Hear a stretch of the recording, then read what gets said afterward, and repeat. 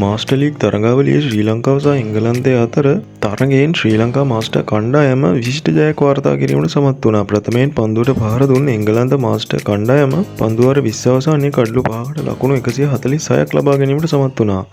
පිළිතුරෙනිම ක්‍රීඩා කළ ශ්‍රී ලංකා මාස්ටර් කණ්ඩායමේ කුමාර් සංගක්කාර සහ රොමේෂ් කළුවිතාරණ ආරම්භක පිතිකරුවන් ලෙස පිටියට පිවිසියා. එහිදී එංගලන්ත පන්දුවන්නන්ට එළවෙලවා පාර දෙමින් කුමාර් සංගක්කාර දෙවැන්ත ප්‍රහාරයක් දියත් කිරීමට සමත් වුණා. එහිදී ඔහු පන්දු 45ක් පමණක් වැය කරමින් ලකුණු 106ක් වාර්තා කිරීමට සමත් වුණා. රොමේෂ් කළුවිතාරණ ලකුණු 18යි. ඒ අනුව ශ්‍රී ලංකා මාස්ටර් කණ්ඩායම පන්දු වාර 12ත් පන්දු 5ක අවසානයේ ලකුණු 146ක ඉලක්කය පසුකර යාමට සමත් වුණා. මේ අතර මෙම ජයග්‍රහණයත් සමග ප්‍රසාද ලකුණු සටහනේ පෙරමුණ ලබා ගැනීමට ශ්‍රී ලංකා මාස්ටර් කණ්ඩායමට හැකියාව ලැබුණු අතර එහිදී ඉන්දිය මාස්ටර් කණ්ඩායම දෙවෙනි තැනට ඇද දමනු ලැබුවා. මේ වන විට ශ්‍රී ලංකා කණ්ඩායම සහ ඉන්දිය මාස්ටර් කණ්ඩායම අවසන් පූර්ව වටේට සුදුසුකම් ලබා අවසන්. ඉතින් මෙවැනි තොරතුරු දිනපතා දැනගන්න අපේ නාලිකාව දැන්ම සබ්ස්ක්‍රයිබ් කරන්න.